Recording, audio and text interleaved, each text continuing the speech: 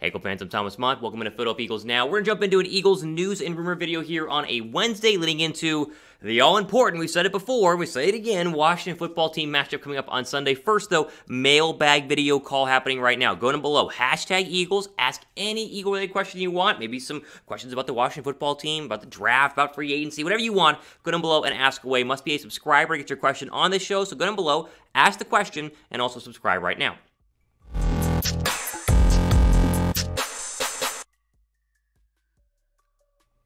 I want to start today's video talking about something that rode across my Twitter feed one too many times during the bye week, and that is this Micah Parsons versus DeVonta Smith debate. Apparently, all of Eagles Twitter this past week, because of course the Eagles have not had a football game in almost 2 weeks now because of the bye week, they decided to get into this idea that the Eagles should have drafted Micah Parsons instead of DeVonta Smith at number 10, because of course Micah Parsons was taken number 12 overall, and DeVonta Smith was taken number 10 overall by the Philadelphia Eagles. And so this great debate ensued about what the Eagles should have actually done with the pick, and did they mess up by drafting DeVonta Smith? Let's put that all to bed right now. First off, can we at least acknowledge DeVonta Smith is having an incredible rookie season?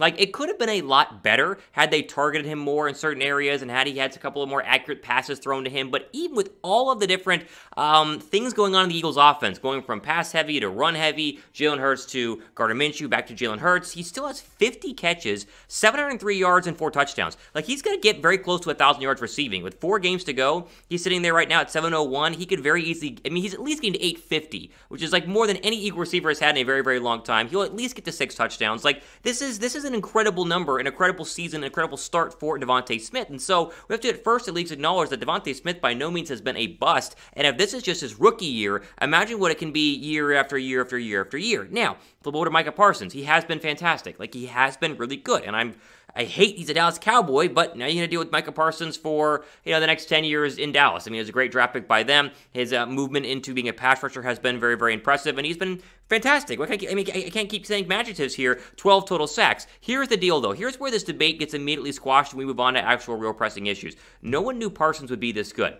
Micah Parsons was never, ever, ever considered a pass rusher going into the NFL draft. He was considered a 3-down, every down middle linebacker. That was what you drafted him for. That was the idea. The Cowboys let go of Jalen Smith because they drafted his replacement in Micah Parsons. They had to, in an emergency situation, put him with his hand down as a 3-technique pass rusher, a 3-technique D end, because they were running out of defensive ends because Marcus Lawrence got injured and they had a bunch of just overall injuries at the position, and he happened to pop there. Like, had injuries not happened, he would have been a rookie linebacker, and a good rookie linebacker, and probably a great linebacker going forward. But it's the pass rushing ability that has made this argument even an argument. Like, had they not put him at pass rusher in sort of a fluke scenario, they never would have learned that he's a fantastic pass rusher. I mean, it's insane to think that Philadelphia could have known that Micah Parsons would have been a great pass rusher, or any team inside the top 10 that passed on him. Been like, oh yeah, well, he could be really good as a pass rusher too. No one was talking about Parsons being a pass rusher. They were talking about him being a middle linebacker, and Philadelphia thought about getting a middle linebacker, but they know wide receiver was a much more pressing need. It's just a dumb argument, but again, I had to start today's show because everybody's talking about it right now.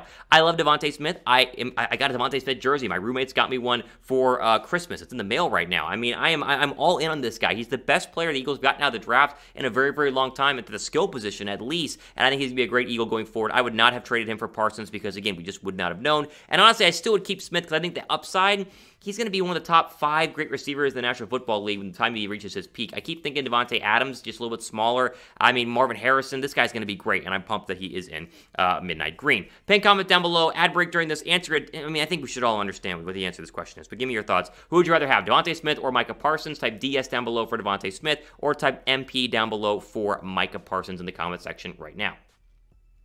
Let's move on here to a very interesting mock draft. So mock drafts are starting to kind of become a little bit more of a mainstay right now in the news because we are getting closer and closer to, obviously, draft season. And so Pro Football Focus has their mock draft, or at least the first one in December, and this is the one that has the updated current picks for Philadelphia, 10, 11, and 21 overall. And I was like, you know what, let's just see what the professionals at Pro Football Focus have for Philadelphia with their first 3 picks. And immediately I saw they take a quarterback at number 11, which is like, okay, well, I automatically don't like this. But the rest of the picks, I mean, aren't that bad. So let's go ahead and throw them up on your screen right here. Here are your 3 first-round draft picks. If the Pro Football Focus guys got to do the draft today, which obviously they don't, they take Jameson Williams, the wide receiver out of Alabama, at 10. So your first-round draft pick is a wide receiver. I love Jameson Williams, by the way. Matt Corral is your quarterback at 11.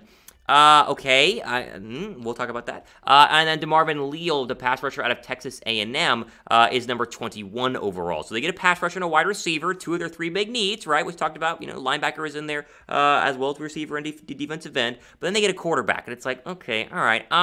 Give me your grade on this. What's your grade on Pro Football Focus's mock draft? A, B, C, D, or F? I'm at a B- right here, and I'll explain why, but I want your thoughts down below right now. Grade the mock you just saw, the 3 picks that you just saw down below in the comment section. For me, this mock is almost good. Like, I actually like the idea of Jameson Williams being a Philadelphia Eagle. I think him and DeVonta Smith paired up together.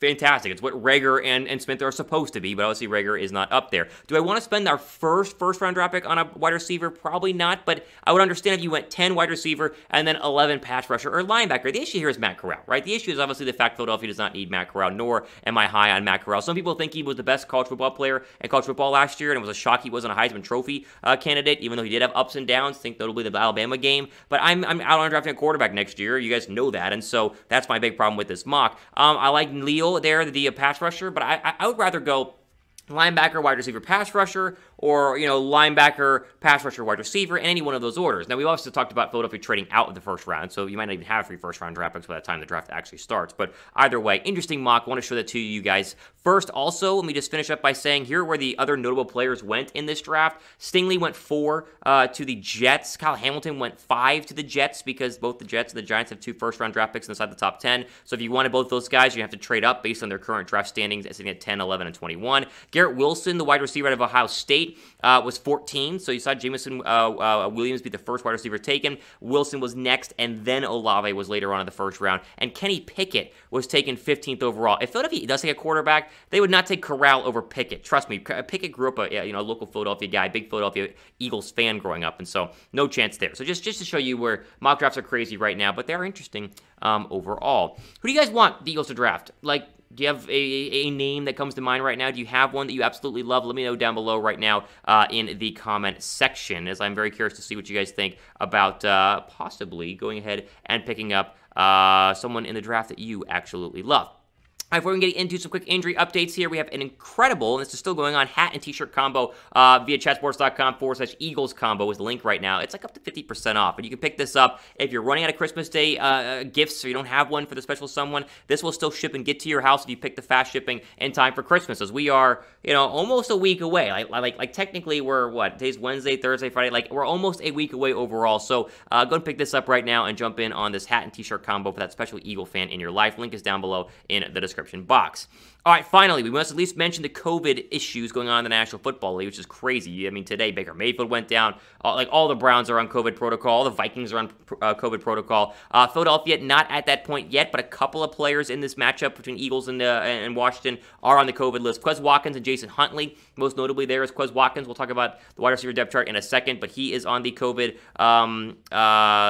reserve list here. And so if he's vaccinated, then 2 negative tests, and he will be good to go. This happened 2 days ago, and so no update yet. Maybe one later today. We'll talk about it tomorrow if there is one. Although Jonathan Allen, the leading sacker of the Washington football team, he is on the COVID protocol as well, along with David Mayo, the linebacker. So COVID is kind of running rampant right now. You talk about the Omicron variant, even though it seems to be a lot less severe, it is seemingly to be hitting a lot of the vaccinated Eagle players and vaccinated, I should say, NFL players overall. And so I hope the NFL starts to realize that if you're asymptomatic and you've tested positive, you should still be able to play. I think they're going to have to do that to be able to play these football games, because if you're having this many players out for certain teams, then it's going to be interesting to see how they finish out the season. And then you think about, a playoff push where all your guys are on the COVID protocol. Like Baker Mayfield has no symptoms right now, according to ESPN's Adam Schefter. So, my take, crazy thoughts overall. In terms of the wide receivers, if Watkins is out, then you rely on Jalen Reagor, which is great because we love Jalen Reagor. Oh gosh, okay. A lot of DeVonta Smith targets, a lot of running the football is my prediction here on Sunday. It's a really good defense in Washington, but you got to pound the rock to have some success. All right, again, mailbag video coming up here later on this weekend, so go ahead and give me your comments down below, your questions in the comment section, and of course, be a subscriber to get in on the conversation. For Philadelphia Eagles now, I'm Thomas Mont, all out of time. We sign off for the rest of your day.